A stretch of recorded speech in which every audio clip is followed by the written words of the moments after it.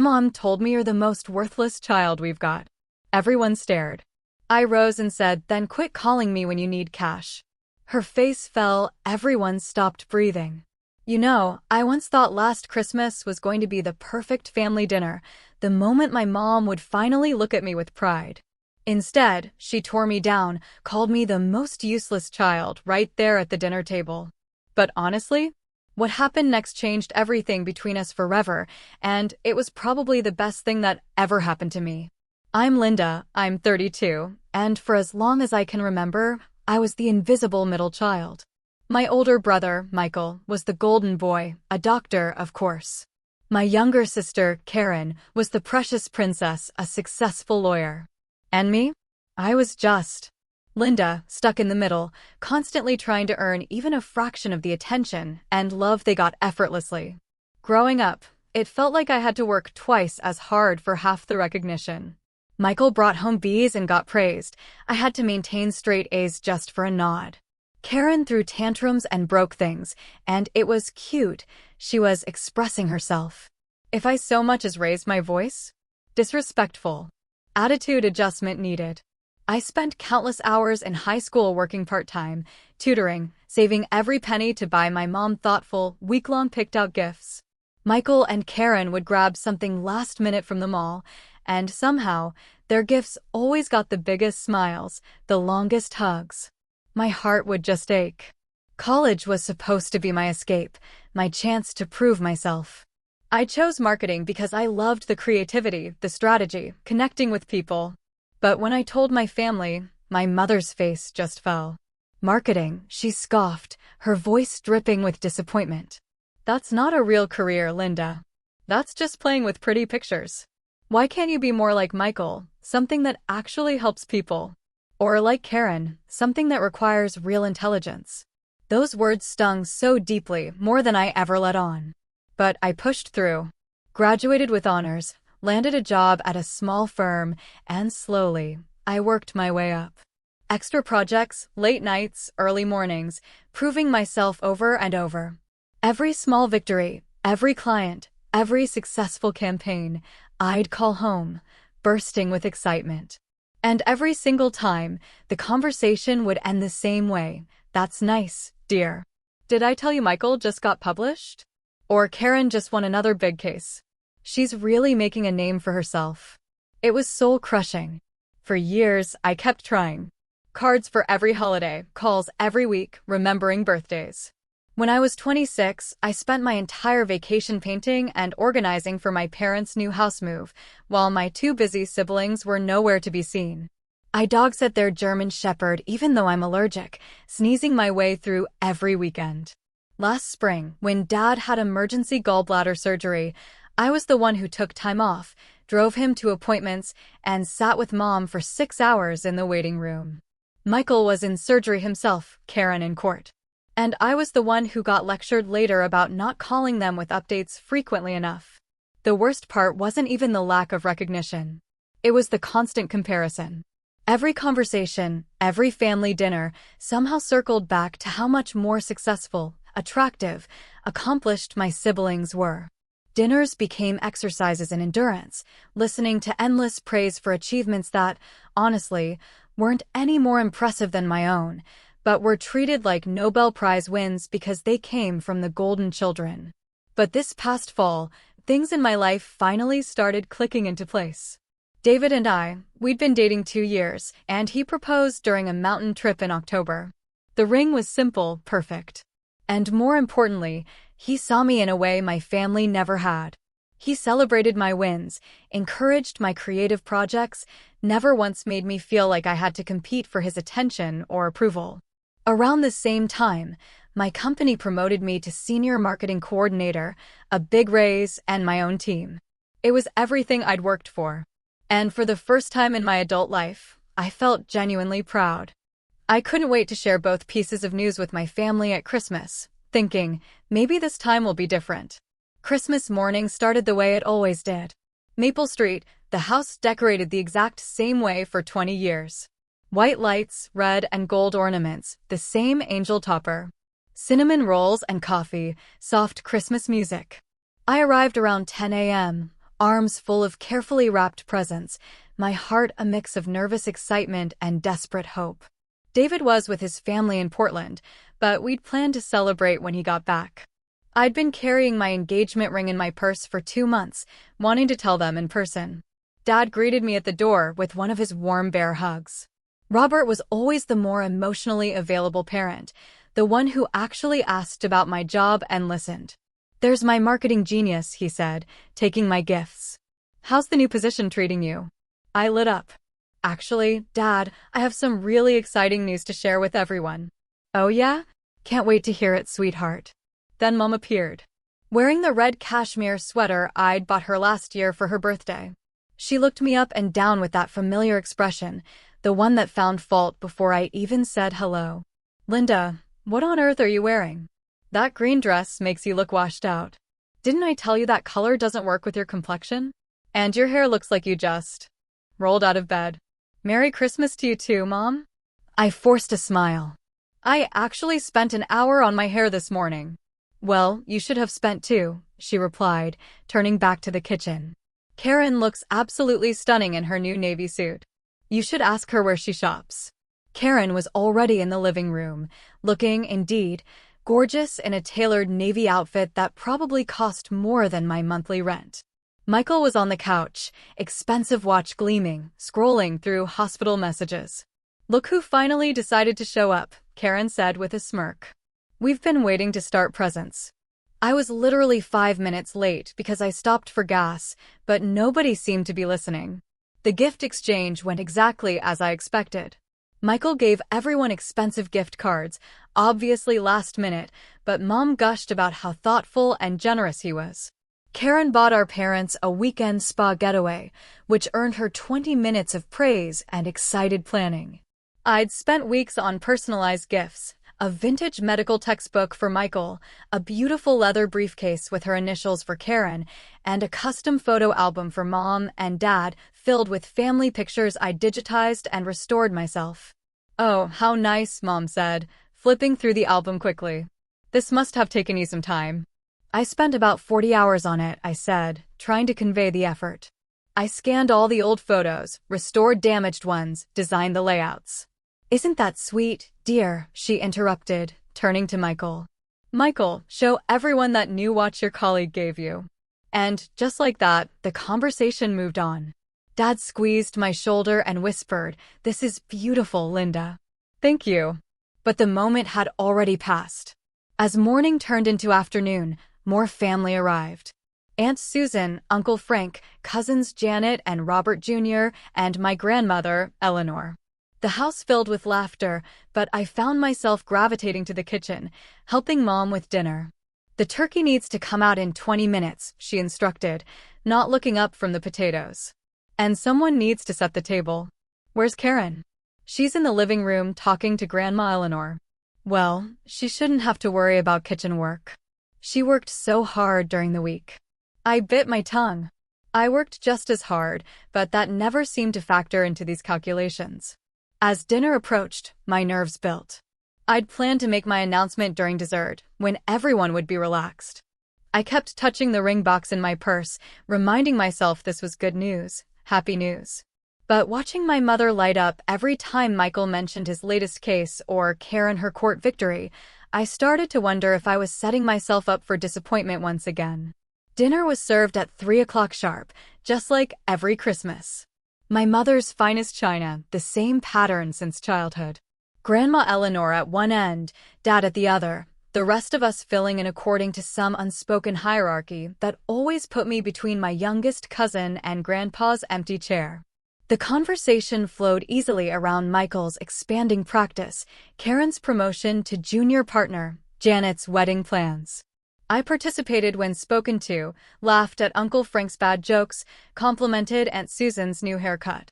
All while waiting for the right moment.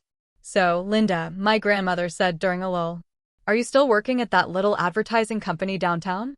"Marketing company, Grandma." "And yes, I am. Actually, I have some exciting news about that." Before I could continue, Mom jumped in. "Linda thinks making pretty pictures for businesses is the same as having a real career." I keep telling her she should go back to school for something more substantial, like nursing or teaching.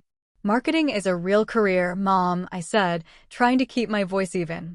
It requires a lot of strategy and analysis. I just got promoted to senior coordinator, which means I'll be leading my own team. Oh, that's wonderful, honey, Aunt Susan said kindly. Congratulations. Thank you. And actually, I have even bigger news than that. I reached into my purse and pulled out the small velvet box, my heart pounding so hard I was sure everyone could hear it. This was it. David proposed, I announced, opening the box to reveal the solitaire ring. We're engaged. The reaction wasn't what I'd hoped for. A moment of silence. Then polite congratulations from most. Dad's face broke into a genuine smile, and Grandma squeezed my hand. But Mom's expression remained unchanged, almost bored. When did this happen? Karen asked. In October. We went to the mountains for a weekend, and he proposed during a hike to this beautiful overlook. It was perfect. October, my mother's voice was sharp. You've been engaged for 2 months, and you're just telling us now? Well, that's just typical of you, Linda. Always so secretive, always keeping things to yourself. No wonder we never know what's going on in your life. I felt the familiar sting of criticism disguised as concern. I'm not secretive, Mom. I call every week. I just wanted this to be special. What does David do again? Michael asked, even though I'd told him at least 3 times. He's a high school English teacher. A teacher. Mom repeated the word, dripping with disappointment. Well, I suppose that's stable employment at least. The way she said it, it was clear what she was thinking. Not impressive enough. Not successful enough. Not good enough for her daughter. Never mind that David was kind, intelligent, funny, and treated me like I was the most important person in his world. He's a wonderful man, my grandmother said firmly. When do we get to meet him properly? Soon, I hope. He's with his family for Christmas, but we're planning dinner with everyone next month. I hope he knows what he's getting into, Karen said with a laugh that didn't quite reach her eyes. Linda's always been the difficult one in the family. I'm not difficult. I protested, but Mom was already nodding. Linda has always been challenging, she said, as if I weren't sitting right there. She's never quite figured out how to make things easy on herself or anyone else. The words hit me like a physical blow, but I tried to shake them off. This was supposed to be a celebration. Well, I think it's wonderful news, Dad said, raising his glass. To Linda and David, may you be very happy together. A few people half-heartedly raised their glasses, but the moment felt forced, awkward. The conversation quickly moved on, and I sat there, ring box still in my hands, feeling smaller and more insignificant than ever. As dessert was being served, Mom launched into a detailed account of Michael's latest professional achievements. Featured in a medical journal, invited to speak at a conference, considered for a position at University Hospital. Each accomplishment was described in glowing detail, her pride practically radiating across the table. And Karen, she continued, without missing a beat, just won the biggest case of her career. The settlement was in the 6 figures, and the senior partners are talking about fast-tracking her to full partner. That's amazing, I said, genuinely meaning it. Congratulations, Karen.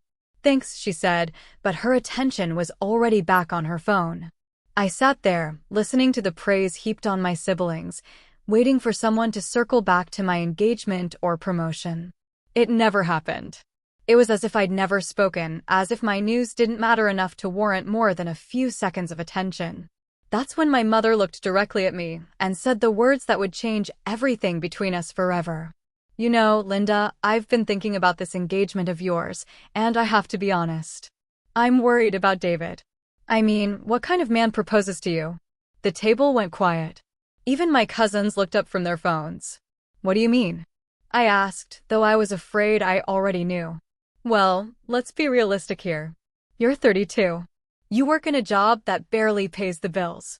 You live in that tiny apartment, and you've never really accomplished anything significant. You're the most useless child we have. I just hope David realizes what he's signing up for before it's too late. The silence that followed was deafening. I could feel every pair of eyes staring at me, waiting. Aunt Susan looked horrified. Dad was shaking his head in disbelief. Even Michael and Karen seemed shocked by the sheer cruelty of the comment. But for the first time in my life, instead of shrinking back, instead of making excuses, instead of trying to laugh it off, I felt something different rising up inside me. It was anger, yes, but more than that, it was clarity. It was 32 years of suppressed frustration and hurt, finally finding its voice. I stood up slowly, my hands trembling with emotion, and looked my mother directly in the eyes. "Then stop calling me when you need money," I said, my voice steady and clear. Her face fell. The silence that followed was so complete I could hear the grandfather clock ticking in the hallway, the distant Christmas music still playing. My mother's face went from confident superiority to something I'd never seen before, genuine shock, mixed with what looked like panic. "What are you talking about?" she asked, her voice losing all its earlier authority. "I'm talking about the $1,500 I've been sending you every month for the past 2 years to cover your car payments, because Dad's business was struggling," I said, my voice rising slightly. "I'm talking about the $3,000 I gave you last spring when he needed surgery and your insurance wouldn't cover all the costs. I'm talking about the $2,000 I sent to help pay for Karen's bar exam fees, because she'd already spent her trust fund on that trip to Europe."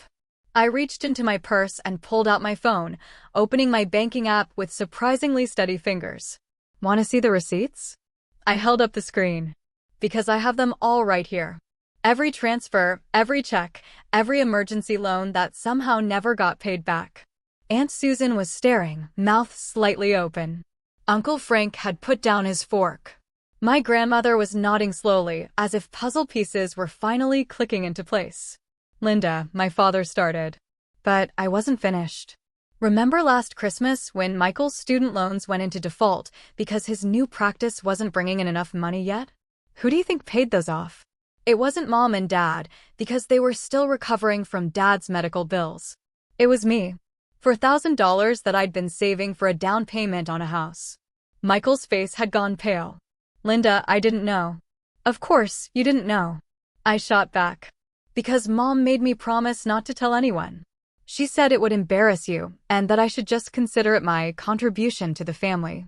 "My contribution?" As if I haven't been contributing my entire adult life. I turned back to my mother, who was opening and closing her mouth like she was trying to find words that wouldn't come. "You want to know what kind of man proposes to someone like me? The kind who sees that I've been single-handedly keeping this family financially afloat while working my supposedly meaningless job and living in my supposedly pathetic apartment. The kind who recognizes that maybe, just maybe, I've been sacrificing my own financial security and dreams to take care of everyone else."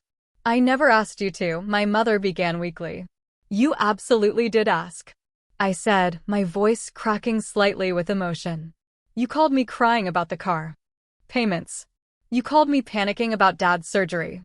You called me begging for help with Karen's fees. And every single time I helped, because that's what families do.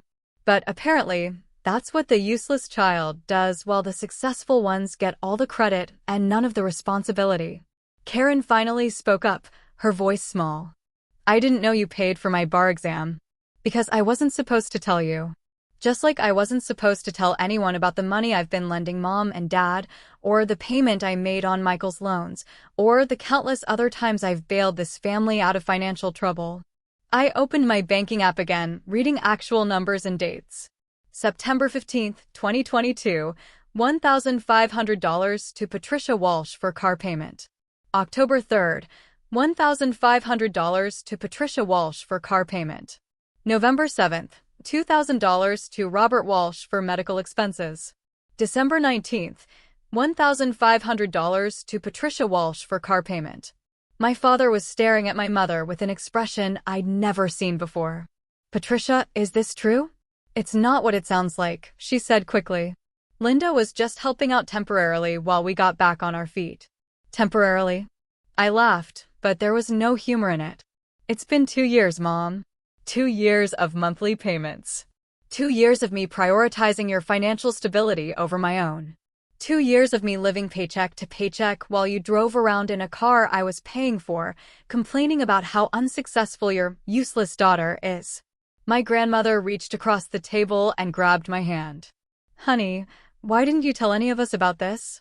Because I thought if I could just help enough, if I could just prove my value to this family in some way, maybe I'd finally earn the love and respect that Michael and Karen seemed to get for free, I said, the tears I'd been holding back for years finally coming.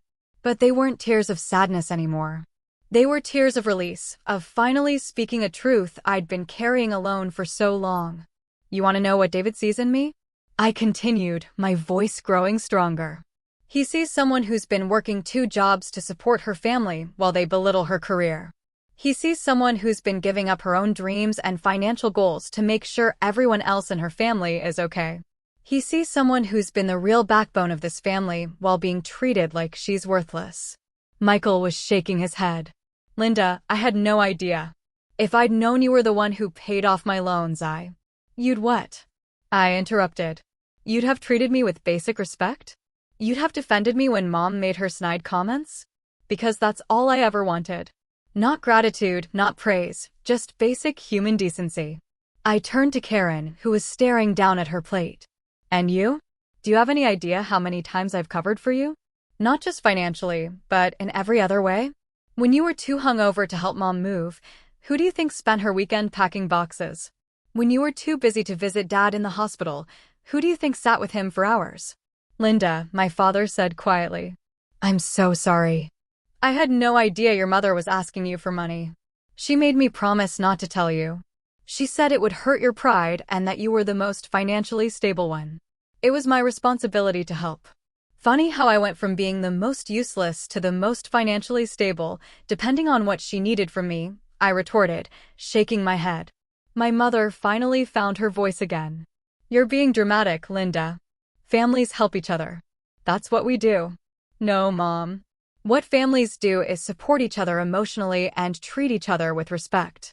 What you do is take my money while telling everyone how worthless I am. What you do is use me as a financial safety net while treating me like an embarrassment. I stood up, pushing my chair back. Well, congratulations. You're about to find out exactly how useless I really am, because as of today, the Bank of Linda is permanently closed. The aftermath of my revelation was immediate and chaotic. As soon as I announced I was done being the family's financial safety net, multiple conversations erupted. Aunt Susan was demanding to know how long this had been going on. Uncle Frank was asking Dad if he knew. My grandmother was looking at my mother with deep disappointment. Linda, wait, my mother said, standing up as I gathered my purse and coat. Let's talk about this privately. There's no need to air our family business in front of everyone. Our family business? I turned back to face her. You mean the family business where you humiliate me in front of these same people every chance you get? The family business where you announce to everyone that I'm the most useless child you have? I think they're entitled to know the truth about how this family really operates. You're being vindictive, she accused, but her voice was shaking. I'm being honest. For the first time in my adult life, I'm being completely honest about what's been happening in this family. And if that makes you uncomfortable, maybe you should ask yourself why. My cousin Janet spoke up from across the table. Linda, are you serious about the money? You've really been supporting them financially. Dead serious. I can show you bank statements going back years if you want proof. My father was staring at my mother with a mixture of confusion and anger. Patricia, we need to talk right now. Not in front of everyone, she hissed. Why not? I challenged. You had no problem discussing Linda's failures in front of everyone. You had no problem announcing to the entire table that she's useless. So why is it suddenly inappropriate to discuss the truth? Michael finally spoke, his voice quiet. Linda, about my student loans. I genuinely didn't know. I thought Mom and Dad had helped me out. I know you didn't know, I said, and I meant it. None of you knew because I was specifically told not to tell you. But Michael, can I ask you something? In all the years we've been adults, have you ever once asked me if I needed help with anything? Have you ever inquired about my finances, my career struggles, my personal life beyond the bare minimum? He was quiet for a long moment. No, he finally admitted. I guess I assumed you were doing fine. You assumed I was doing fine because it was easier than actually paying attention to my life. Just like it was easier for Karen to assume someone else would handle the family emergencies and easier for Mom to assume I'd always be there to bail everyone out while she criticized everything about me. Karen finally looked up from her plate. I don't understand why you didn't just say no if you didn't want to help. Because I did want to help, I exclaimed. I wanted to help because I love this family, despite everything. I wanted to help because I thought maybe if I proved my value in some tangible way, I'd finally be treated like I mattered. But I see now that no amount of financial support was ever going to change how you all see me. My grandmother cleared her throat, and the room went quiet. When Eleanor Walsh spoke, people listened. She'd been the matriarch for as long as I could remember. Patricia, she said, her voice stern in a way I rarely heard. I am deeply disappointed in you. This young woman has been sacrificing her own financial security to help this family, and you've been treating her like she's worthless. That's not just ungrateful, it's cruel. Mother, you don't understand the whole situation. My mom started.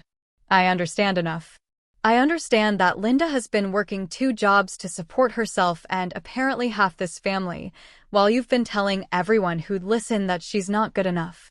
I understand that she just announced her engagement, which should be one of the happiest moments of her life, and instead of celebrating with her, you used it as an opportunity to tear her down. The room was silent, except for my mother's rapid breathing.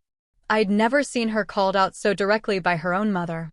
And another thing, my grandmother continued, I've watched this girl grow up, and she's never been anything but kind, generous, and hardworking. If she's the most useless child you have, Patricia, then you have no idea how to measure a person's worth. Aunt Susan nodded emphatically. I have to agree with Mom. Linda, I had no idea you were dealing with all of this. I always wondered why you seemed so stressed during family gatherings. I wasn't stressed, I said quietly. I was exhausted. Emotionally, financially, physically exhausted from trying to be enough for a family that had already decided I never would be. My mother made one last attempt to regain control. Linda, you're making this sound much worse than it is. We're family. We help each other. And I never said you were worthless. You said I was the most useless child you have. In front of everyone, after I just told you I was engaged. What exactly would you call that? She opened her mouth, but no words came out. You know what, Mom? It doesn't matter anymore. I'm done trying to earn your approval. I'm done sacrificing my own happiness and financial security for people who don't even see me as a real person. I'm done being the family safety net while being treated like the family disappointment. I walked toward the door, but turned back one more time. My wedding is going to be beautiful. David and I are going to build a wonderful life together. And we're going to do it without the constant criticism and emotional manipulation that I've been accepting as normal for the past 32 years. Anyone who wants to be part of that life with respect and kindness is welcome. Anyone who doesn't can keep my phone number for emergencies, but don't expect me to answer. And with that, I walked out of my childhood home, leaving behind a table full of shocked faces and a mother who was finally experiencing what it felt like to be the one left speechless. The week following Christmas was unlike anything I'd ever experienced. My phone started ringing before I even made it home that evening, and it didn't stop for days. But for the first time in my adult life, I wasn't answering every call immediately. I wasn't dropping everything to manage other people's emotions or solve their problems. David had flown back from Portland 2 days early when I called him, crying in my parents' driveway. He found me sitting on my couch at 11 p.m. that night, still in my Christmas dress, staring at my phone as it buzzed with incoming calls and texts. I can't believe I actually did that, I kept saying. I can't believe I finally said all of that out loud. I can, he said, pulling me close. I've been waiting for you to stand up to them for 2 years. I just didn't want to push, because I knew you had to get there on your own. But what if I was wrong? What if I was too harsh? Linda, he said gently, you've been paying your mother's car payment for 2 years while she told people you were useless. There's no universe in which you were too harsh. The messages started pouring in that night and continued for days. My father called first, his voice heavy with what sounded like genuine regret. Linda, honey, I had no idea your mother was asking you for money. I'm so sorry. If I'd known. Dad, it's not just about the money. It's about the way she's treated me my entire life. The money was just the final straw. I know, sweetheart. I've been thinking a lot about that since you left. And you're right. I should have stood up for you more over the years. I should have said something when she made those comments. It was the first real apology I'd ever received from anyone in my family, and it meant more than I could express. Michael called the next day. Linda, I feel terrible about the loan situation. I want to pay you back. It's not about paying me back, Michael. It's about the fact that for all these years, you've been perfectly happy to assume that someone else would handle family problems while you focused on your career. You never once asked if I needed help or support. You're right, he said quietly. I guess I always saw you as the strong one, the one who had everything figured out. I was the one who couldn't say no. There's a difference. Karen took 3 days to call, and when she did, she was defensive. I don't understand why you're being so dramatic about this, Linda. Families help each other out. It's not like anyone forced you to give us money. Karen, do you remember what you said to me at dinner? You said I was the difficult one in the family. Do you have any idea how that felt, coming right after Mom called me useless? I was just joking around. It wasn't a joke to me. It never is. Do you realize that between you and Michael, I can't remember the last time either of you said something genuinely kind about me? The last time you supported me or celebrated something good happening in my life. She was quiet for a long moment. I guess I never thought about it that way. That's the problem. None of you think about it. You take my support for granted while treating me like I'm the burden. My mother, predictably, was the most persistent. She called 6 times on December 26th alone, leaving increasingly frantic voicemails. Linda, this is ridiculous. Call me back so we can discuss this like adults. Linda, you're being incredibly selfish. Your father is upset, and this is affecting the whole family. Linda, I don't know what's gotten into you, but this attitude needs to stop. We're your family. On December 28th, she tried a different approach. Linda, honey, I think I may have spoken too harshly at dinner. Maybe we can work something out about the money situation. But it wasn't until December 30th that she finally called and said the words I'd been waiting 32 years to hear. Linda, I was wrong. I'm sorry. I almost didn't answer.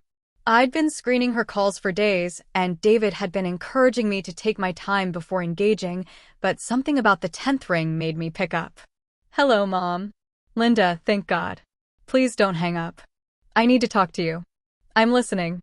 Your father and I have been talking, and I think I owe you an apology. A real one. I waited. What I said at dinner was unforgivable. You're not useless. You're the opposite of useless. You've been. God, Linda, you've been holding this family together, and I've been treating you terribly. It was the closest thing to a genuine apology I'd ever received from her. But I wasn't ready to let my guard down completely. Mom, it's not just what you said at dinner. It's been a pattern my entire life. The constant criticism, the comparisons to Michael and Karen, the way you dismiss my career and my accomplishments. I know, she said, and her voice was shaking. I know, and I don't have a good excuse for it. I think maybe I saw myself in you, and I was harder on you because of it. What do you mean? I was the middle child, too. I know what it's like to feel invisible, and instead of protecting you from that feeling, I think I made it worse. I think I pushed you harder because I wanted you to be stronger than I was. It wasn't a complete explanation, and it certainly wasn't an excuse, but it was the first time my mother had ever shown me any real vulnerability or self-awareness. The money stops, Mom. All of it. No more car payments, no more emergency loans, no more bailing anyone out. I understand. You're right. We never should have put that burden on you. And the criticism stops, too. I'm not going to tolerate being belittled anymore, especially in front of other people. Okay, I'll try to do better. Don't try, Mom. Do better. Because if you can't, then David and I will build our life without this family's involvement. It was an ultimatum, but it felt necessary. For the first time in my life, I was setting real boundaries with consequences I was prepared to enforce. 3 months later, my life looked completely different. The constant financial stress was gone, replaced by something I'd never experienced before: actual savings. For the first time since college, I had money left over at the end of each month. David and I opened a joint savings account and started planning not just our wedding, but our future together. The emotional change was even more dramatic. Without the constant weight of family drama and financial obligations, I felt lighter, more confident, more like myself. My performance at work improved noticeably once I wasn't distracted by family emergencies and guilt-inducing phone calls. My boss even hinted at additional promotion opportunities. "You seem different lately," she said during my quarterly review. "More focused, more assertive in meetings. Whatever you're doing, keep it up." I was doing something I'd never done before, prioritizing my own well-being. The family dynamics shifted dramatically once the financial safety net was removed. My father, it turned out, had been completely unaware of the extent to which my mother had been borrowing money from me. When he discovered the full scope of it, he was furious. 2 years, Patricia. You've been taking money from our daughter for 2 years without telling me." They ended up going to financial counseling together, something that probably should have happened years earlier. My father took a part-time consulting job to supplement their income, and my mother finally admitted they'd been living beyond their means. Michael and Karen, meanwhile, were forced to confront their own assumptions about family support. Michael called me 6 weeks after Christmas with an update that surprised me. "I've been thinking a lot about what you said," he told me, "about how I never asked if you needed help. And you're right. I was so focused on my own problems that I never considered you might have your own." "I appreciate you saying that," I replied. "I want to do better. And I want to start by asking, is there anything you need help with? Anything I can do to support you?" It was such a simple question, but it was the first time any of my siblings had ever asked it. We ended up having a 2-hour conversation about my career goals, my relationship with David, and my plans for the future. For the first time in our adult lives, Michael seemed genuinely interested in my life as a person, rather than just as a family obligation. Karen took longer to come around.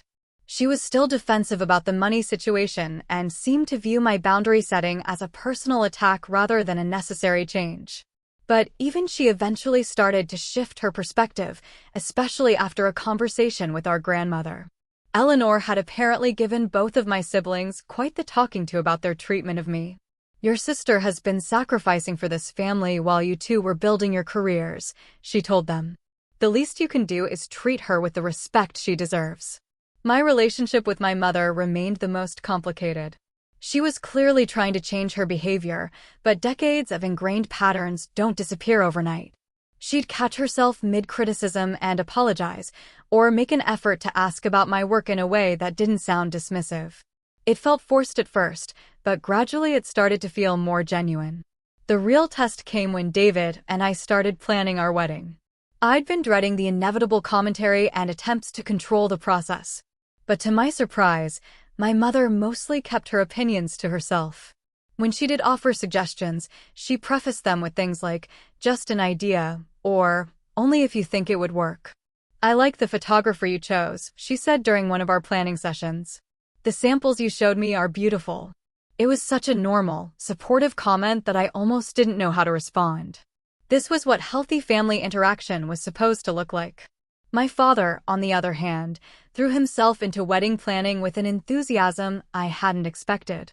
He offered to help with costs, insisted on walking me down the aisle, and spent hours researching venues and vendors with me. It was as if he was trying to make up for years of standing by while my mother criticized me. "I'm so proud of you," he told me one afternoon as we sampled cakes downtown. "Not just for standing up to your mother, but for building such a good life for yourself. David's a lucky man." Coming from my father, those words meant everything. The biggest surprise was how many other family members reached out to support me once they learned the full story.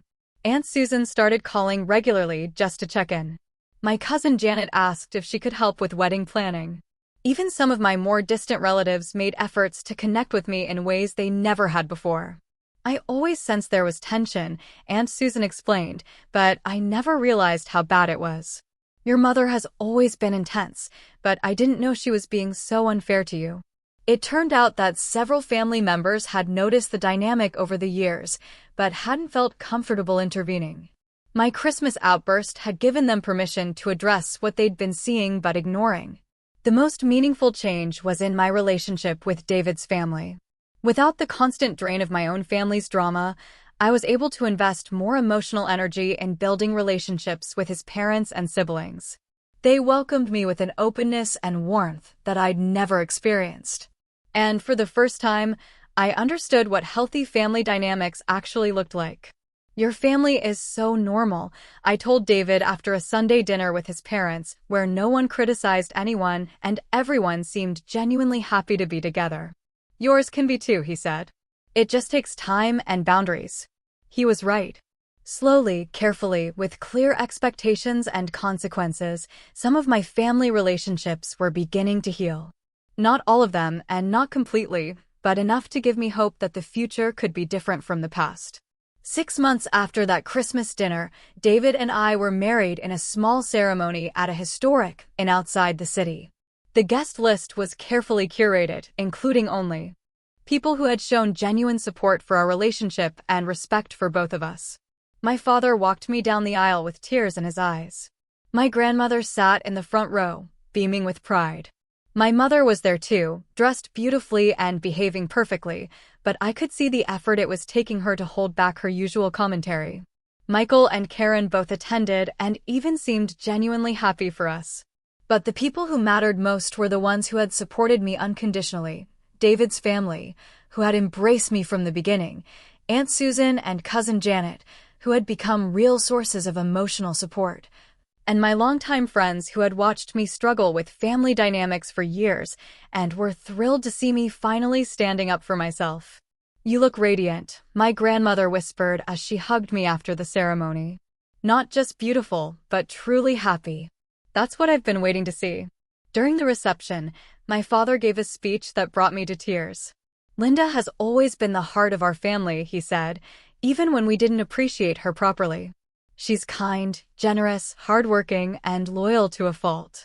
"David, you're not just marrying a wonderful woman. You're marrying someone who will move heaven and earth for the people she loves. I just hope you never take that for granted the way some of us have."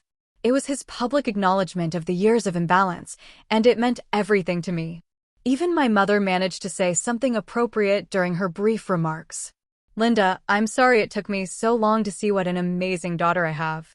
I hope you and David build a beautiful life together." It wasn't a complete repair of our relationship, but it was progress. The most important moment of the day, though, came during our first dance. As David and I swayed to the music in front of all the people who truly cared about us, I realized that I felt something I'd never felt before at a family gathering, completely, genuinely happy. "No regrets?" David whispered in my ear. "None," I said, and I meant it completely. The months that followed were a revelation. Marriage to David was everything I'd hoped it would be and more. We bought a house together, using the money I'd been able to save once I stopped subsidizing my family's lifestyle. We traveled, we entertained friends, we built traditions that were ours alone. My career flourished in ways I'd never imagined possible. Without the constant emotional drain of family drama, I had energy to invest in my work that I'd never had before. I led successful campaigns, built strong relationships with clients, and earned the promotion my boss had hinted at. The girl who had been called useless was now running her own department. Some family relationships continued to improve gradually. My father and I developed a genuine friendship, talking regularly about everything from work to books to his new hobby of woodworking. Michael made real efforts to be present in my life, calling to check in and even asking for my advice on personal matters. My grandmother became one of my closest confidants, someone I could talk to about anything without fear of judgment. My relationship with my mother remained complicated but functional. She still struggled with her tendency to criticize, but she caught herself more often and made real efforts to be supportive. When I told her I was considering going back to school for an MBA, she surprised me by saying, "That sounds like a wonderful opportunity. You'd be excellent at that." It wasn't the enthusiastic support I might have gotten from Michael or Karen, but it was respectful and encouraging, which was more than I'd ever expected from her. Karen and I found a cordial but distant equilibrium. We were polite at family gatherings and exchanged pleasantries, but we never developed the close relationship I'd hoped for. That was okay, though. I'd learned that not all family relationships can be fixed, and that's not necessarily a reflection of personal failure. The most profound change was internal. For the first time in my adult life, I wasn't constantly seeking approval or trying to prove my worth. I knew who I was, what I'd accomplished, and what I brought to my relationships.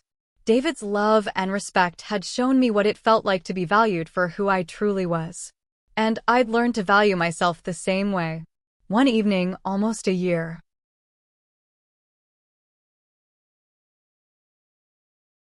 after our wedding, David and I were having dinner when my phone rang. It was my mother, which wasn't unusual by then, but something in her voice was different.